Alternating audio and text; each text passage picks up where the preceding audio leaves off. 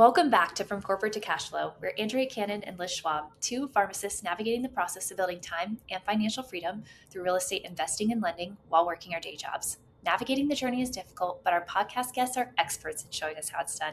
And today we have Benjamin Huang. Benjamin, thanks so much for joining us. Super excited to be here. Thanks for having me. Super excited to learn more from you. And just as a heads up, Liz is off today, but we're excited to dive in. I want to learn all about your journey. I think of you as the laundromat guy, and maybe that's not what I should be thinking of you as, but tell me a little bit about how you got to where you are today. Yeah, sure. Before I came all the way into business journey, I was a W-2 worker. I work in corporate America, and honestly speaking, I was professionally trained engineer and scientist. I spent years in science, climbing the corporate ladder like many of us. But there's a point that I realized that okay, I am ultimately building someone else's empire. So that's when like kind of my click, and I start to look for alternative. After reading the book Rich Dad Poor Dad, I fully realized that oh, there's a completely different world, outside that I can explore, I can enjoy, I can have fun, and I basically just dive in. And fast forward, I now just enjoy so much, so I'm doing it in the full time. I am buying laundromat. However, I also buy businesses creatively. Before I buy businesses, I was buying real estate. So I came from a real estate background as well, but businesses is just way more fun than real estate, in my opinion. I like that. We're going to have to dive in a little bit more. You mentioned that you were, a scientist and you have this background in the corporate world. What made you make that jump? I know Rich Dad, Poor Dad, but what was really that piece that made you go from, the W-2 to being a full-time entrepreneur? Yes, that's a great question. I will give a one of the examples because I work for multiple, employer. Um, I used to work at a large medical device companies, and that companies was like a gigantic ship, right? And so as part of the teams, you are doing everything you can to move the ship, but it's actually very difficult for you to turn the ship around. If you Yeah. notice there are something that have to be changed, if you realize the direction was not right, if you realize that oh there are better opportunities, you don't really get to communicate with the so-called leadership so easy, right? Of course, corporate America will tell you that hey, there's all sort of different kind of funnel. You can send an emails, you can send a survey, whatever. But trust me, they don't read it, and even if they read it, you're just a small engineer. Like it's not important. Right. So that's basically when I realized that okay, for me to actually make a bigger impact than my paycheck, I better do something different. And that's what I did.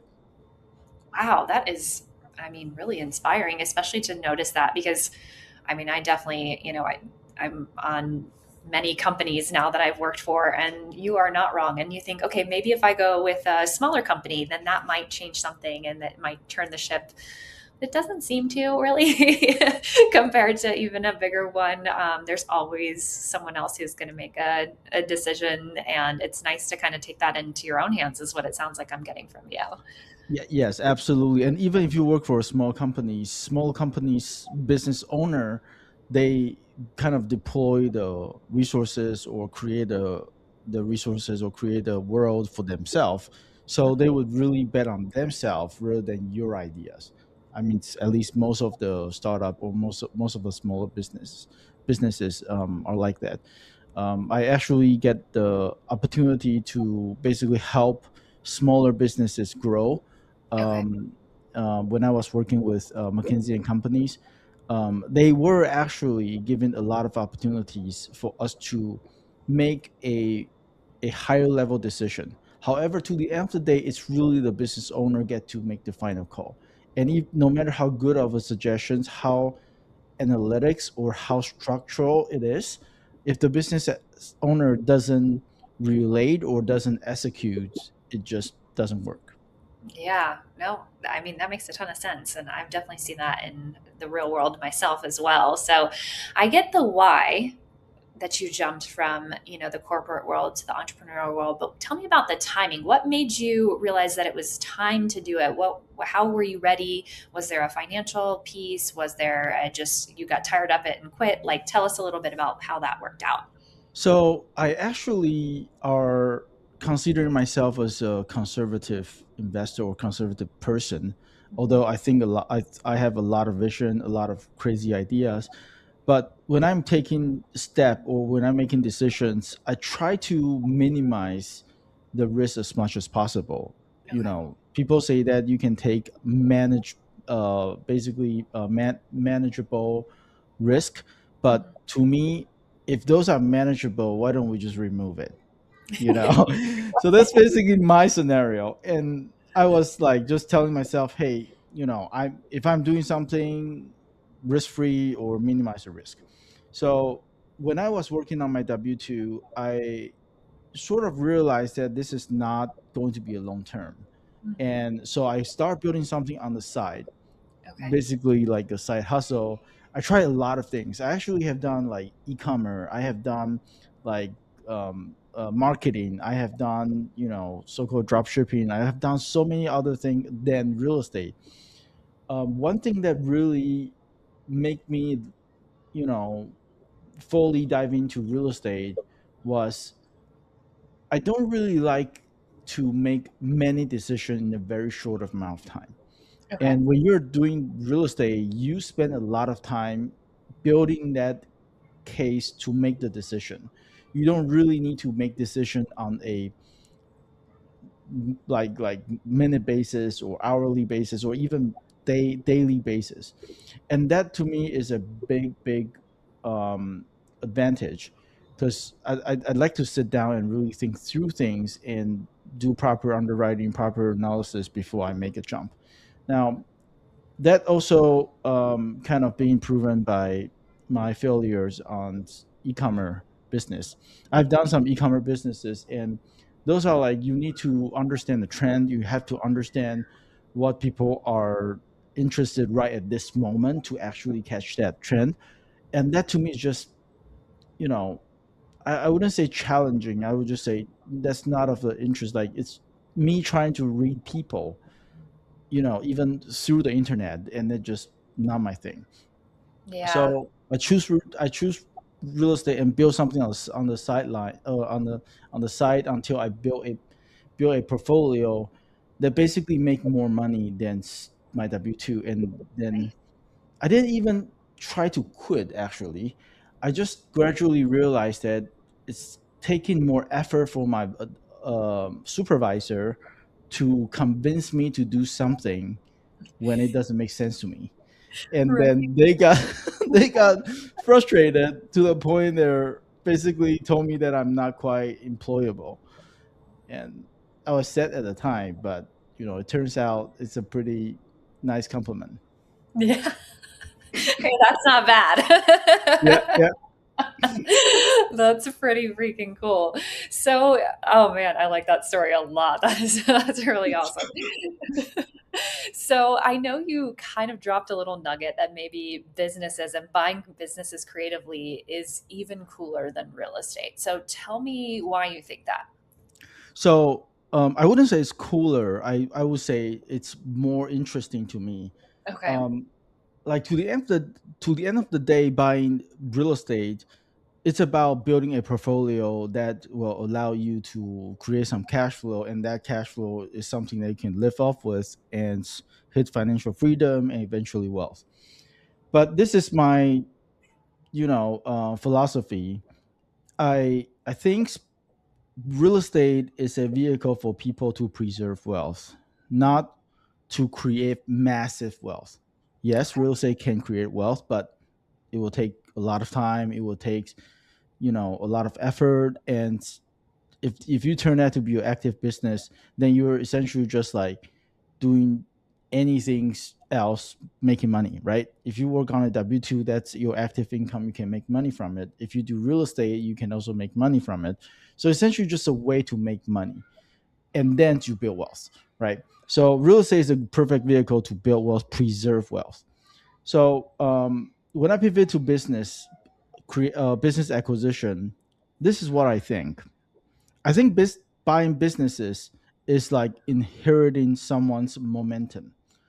Think Oh. about a moving car. When you are inheriting someone's businesses, just like a moving car, you what you're trying to think about is where the car is headed to, and how do you help the car to move faster on the right direction. Mm, okay. So that is something that I really enjoy because I am more of a visionary, so I can kind of see what's going to happen next and what about next. So buying businesses give me a lot of opportunity to enjoy this observation, at the same time strategize to figure out, okay, what can I do with the minimal effort and can create massive impact. Okay. Comparing to real estate doesn't really offer you that much of opportunity because to the end of the day, you are dependent on the market, right? If the market can support this rent, that's it, right? Sure, you can say, oh, I'm going to create additional income stream, putting in additional like vending machines or mailbox and whatnot, sure. But there is a ceiling. In businesses, there are so many ways that you can make money, and you can kind of just create it from thin air. This is why I enjoy business world a lot more. But of course, I understand businesses has a lot more risk than real estate. Yeah. Okay. I mean, that makes a lot of sense to me. And especially when you talk about, creating wealth and the preserving wealth and the differences there. And I see, especially what you've done with your businesses that I'm aware of, which I'm sure there's plenty more, but you made a huge impact so far. So walk us through maybe your latest acquisition, and then tell us about how you're going to go from there. Like, are you going to keep buying, keep building? What's the next steps after that? Absolutely.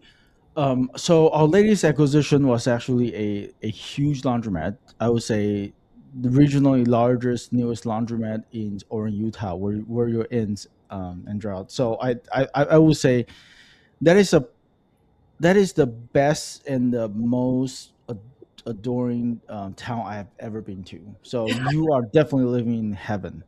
Okay, so that actually get me a lot of satisfactions when I realized, oh, one of my stores is going to locate right in here. Yeah. So, guys, if you are listening into this podcast, go check out Star Laundry Club and search Orange, Utah. You will see the store. And that store was a laundromat that we acquired with creative strategy. Okay. Um, Believe it or not, that was a laundromat that started about 2 years ago. And the seller was basically first time entrepreneur. He actually studied a lot of things to understand, figure out how a proper build out for a laundromat should look like. And so he actually put in a lot of sweat and tears, and he actually bring his son and his spouse to go build this laundromat from Yeah. scratch. This is a beautiful store. However, there's one mistake that he made, Mhm. push him to the position that he almost going to file bankruptcy. Wow. It's crazy. Like you would think people who build such a beautiful store must be in a great financial position, but no. This is why businesses can be way more risky. One financial bad decision could get you to a position that costs you bankruptcy. So essentially the previous owner, he deployed the machine way too soon. And when you're building a laundromat, you will go out and buy machines with debt or equipment loan. Okay. And if you deploy way earlier, then you start to make that huge payment before your revenue even come in. Right. So what happened was the seller since day one has been fighting this uphill battle, and he tried to bring as much revenue as possible before anybody who even know about the laundromat. And he already have such a big payment need to make, rent, utilities, insurance, payroll, all the thing. He was actually close, almost a millionaire before he built the store, but he got himself to the point that he almost lose everything. Wow. That is Wow. a sad story. Yeah.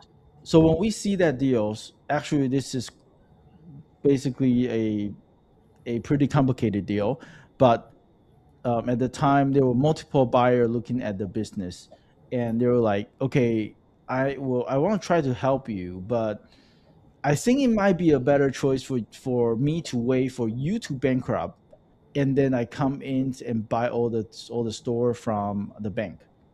Okay. And that's actually one comment from one like basically another buyer that I heard. And when I heard things like that, I was like, dude, think about this.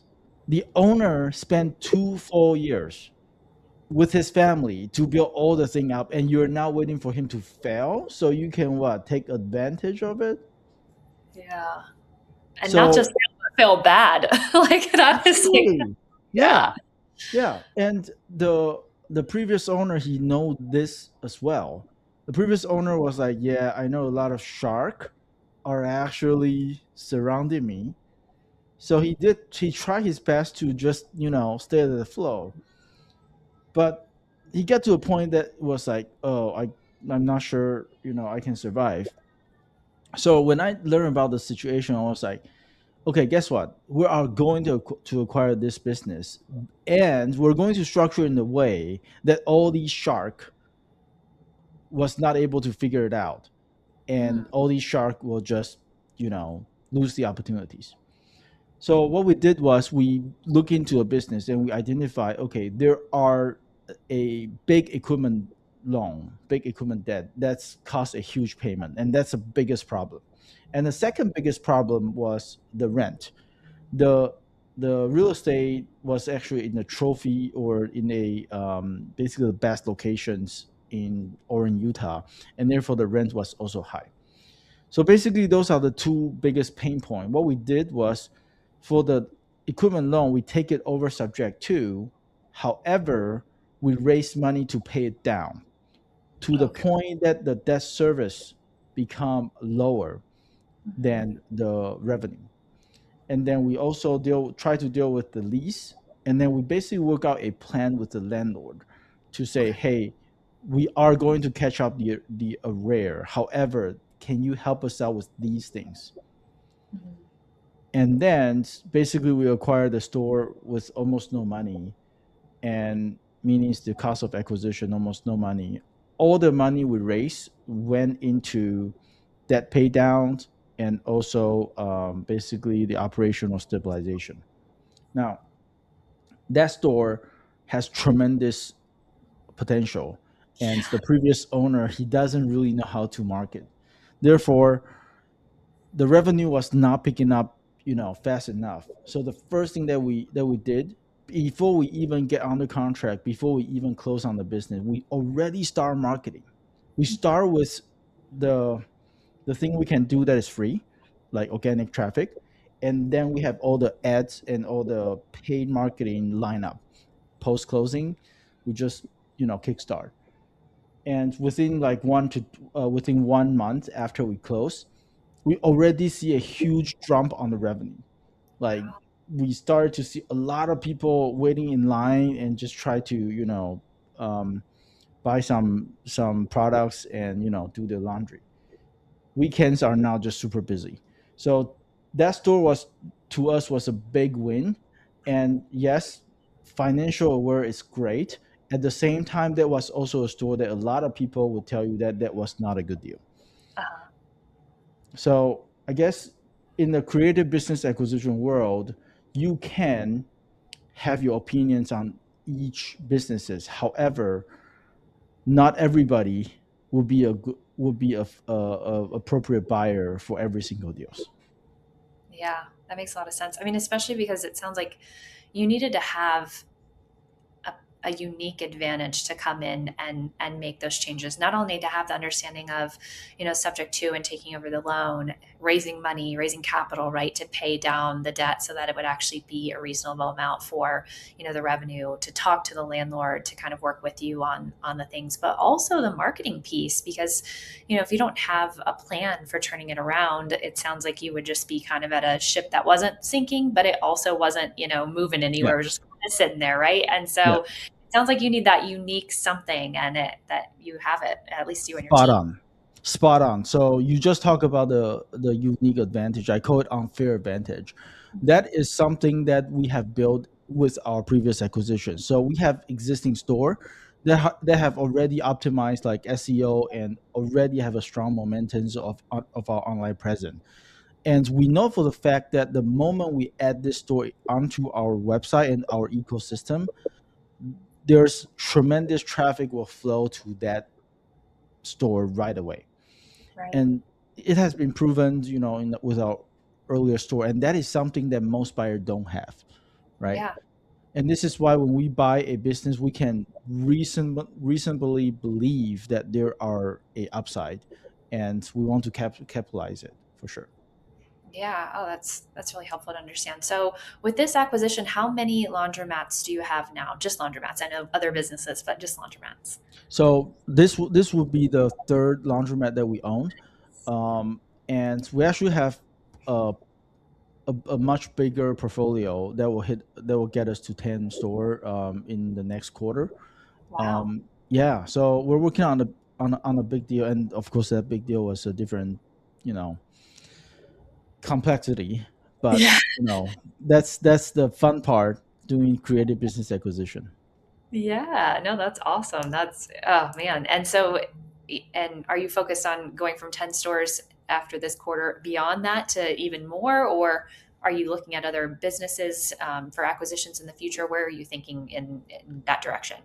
Yeah, so our long-term vision is become the laundry room for the nation.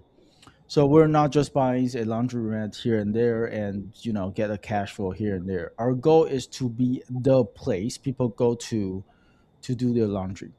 And um, I'm super fortunate to be in a community which both of us are in, that lots of people are focusing on dealing with the affordability problems, housing affordability. And I think it's really the similar scenario or the same logic when United States become a country that's a lot of people are forced to live in a more dense, housing. Peop, Population concentration in terms of housing is going to grow, and at the same times, the utilities concentration is also going to grow.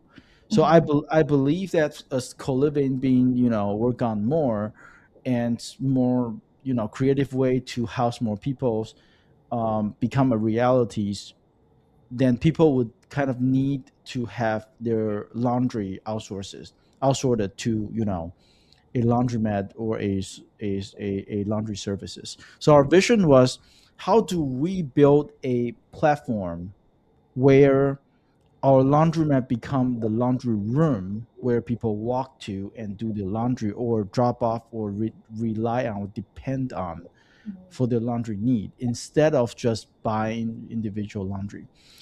So that's truly was the vision. And for us to really hit that goal, we wanted to one day be comparable to Starbucks, and think Starbucks more like a coffee shop for the nation. We wanted to be the laundry room for the nation.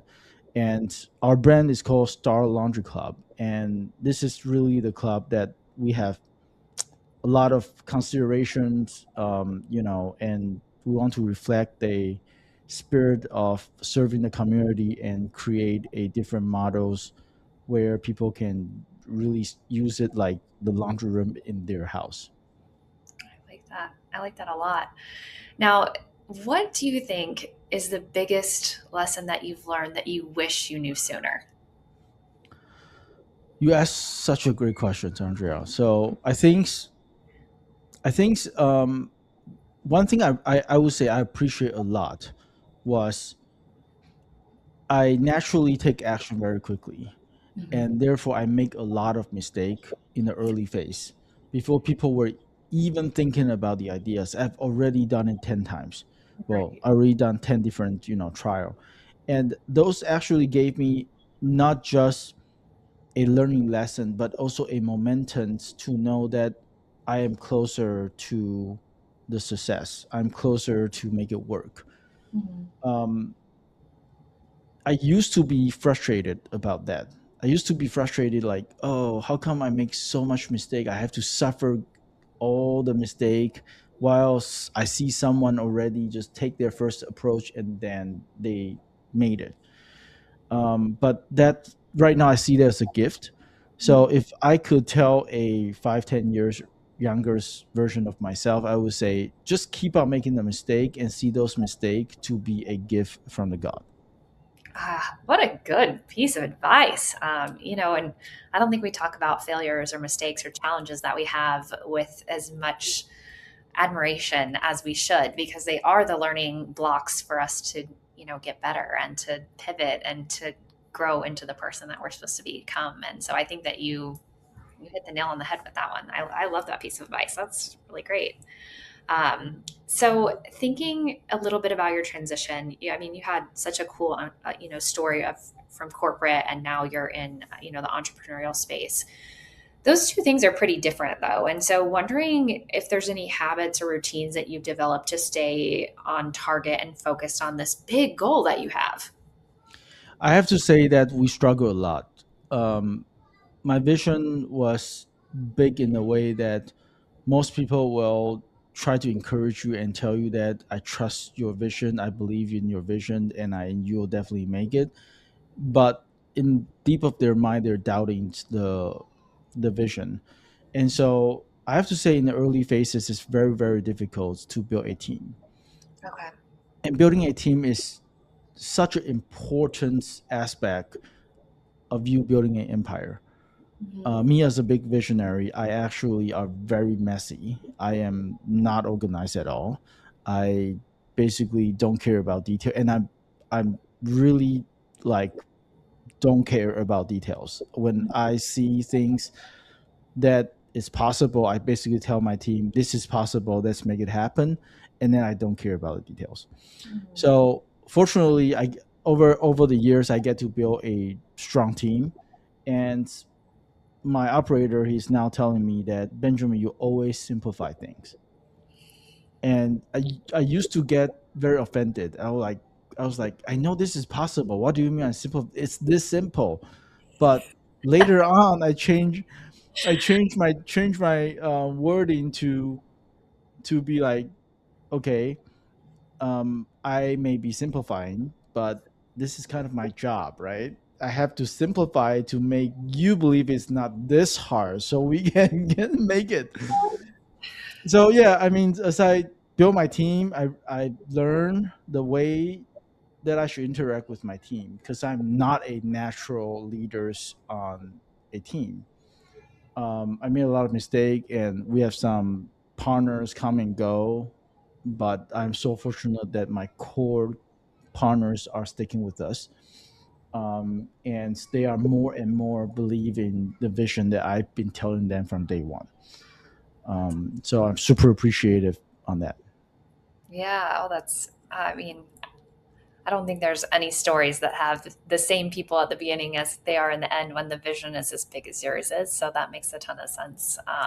And it's cool that you still have some core people in the background that are, believing and really seeing it now, because I know that that can be really tricky. Just because you're a visionary doesn't necessarily mean you're a natural born leader. And so it's cool to see those two things start to come together for you, because it sounds like they're doing that. I'm learning every single day. I wouldn't say I'm a perfect leader, but we're so fortunate that we got high level people in our network that we can learn from, like you, Andrea. I get to see, like, hang out with you, meet you, and learn from you. Get to hang out with high level people does help me tremendously. A lot of time I get stuck. All I need to do is just look around and see what people are doing, and I'll be like, okay, if people are doing that, what the heck I'm doing this? Just copy, do what they're doing, and problem just gets solved. Yeah, yeah, I like that. Well, thinking about, someone who is still maybe in the corporate world, they haven't branched out into real estate or buying businesses yet, and they don't really know exactly what you know now, but they are looking to start their financial independence journey. What piece of advice would you give them in about 30 seconds or less that would really help them get started on this journey? Yeah, so go research a word called cash flow. Really understand what cash flow means. That cash flow is your key to freedom, but that is not your key to wealth. That is your key to freedom. And then once you get your key to freedom, the freedom will give you a lot of time for you to really figure out what it means, but what it means for building wealth. Um, if I only got 30 seconds, I would say understand that word, or go hang out with people who already understand that word. Someone like Andrea. I love that. I love that. And it's important that you differentiated between the two things, right? Because some people think, okay, I'm going to buy these rental properties, I'm going to get this cash flow, and then I'm going to be wealthy after that. And that's not necessarily the case. No, I like how you started out absolutely with not. the building and the creating and the preserving of the wealth and the differences between those, because it is so important, you know?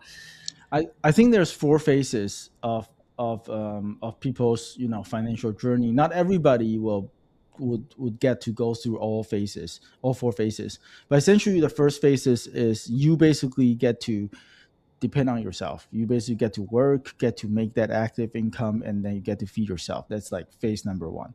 Phase number two is essentially you start to buy asset that will generate the cash flow for you to live off with, so you don't need to keep working on for your survival or your existence.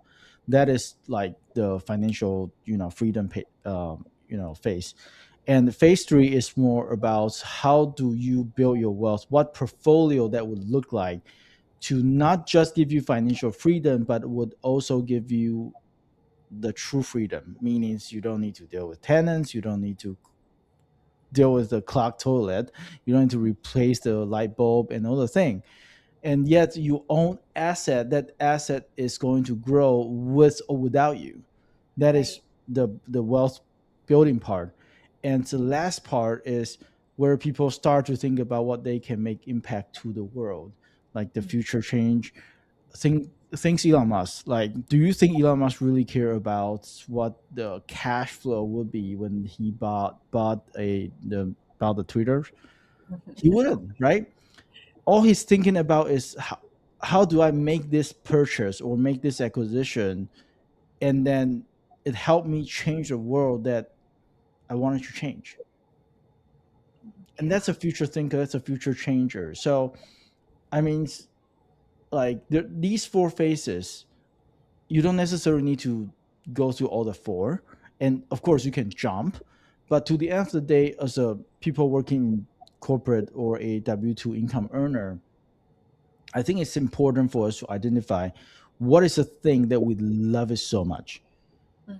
Because it's possible that you went through all the phases and then you realize what you love was actually what you're doing in your W-2. And you may be like, oh, I miss the time that I get to just work for a paycheck. I get to do that every single day. I mean, pay to do what I love, because it does happen, right? Mhm. Not everybody get to go through the phases and be, went through the suffering and actually get to transform.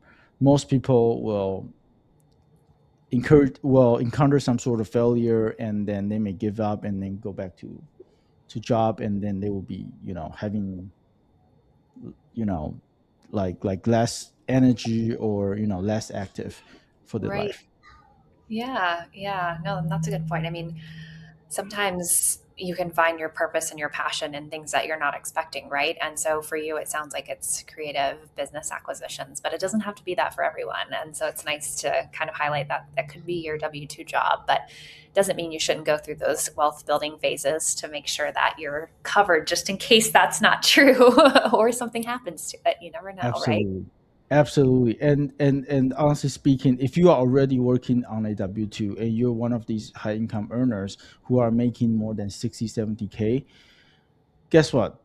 You're already 1%, the top 1% of the entire world. Really should go look at the data. You're already top 1% of the entire world.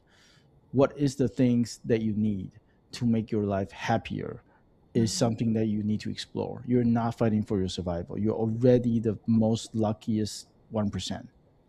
Yeah, I like that. And speaking of making yourself happier, so me and Liz have a goal of traveling and getting outside and exploring the world while we're building wealth at the same time. Just so rather it being I'm going to do all these things and then I'll finally get to travel or then I'll finally reward myself with XYZ. We kind of want to do it along the way. And so just curious if you have any upcoming bucket list travel in the next couple of years or so that you're looking forward to.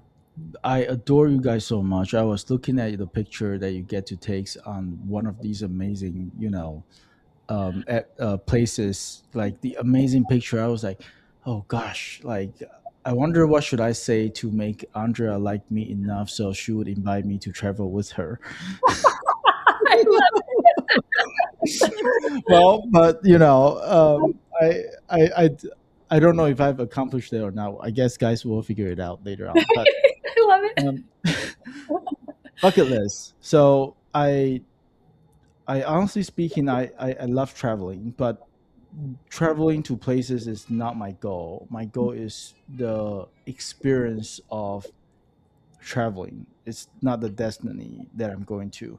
I know for the fact that I enjoy, for example, fishing. I like the process of fishing.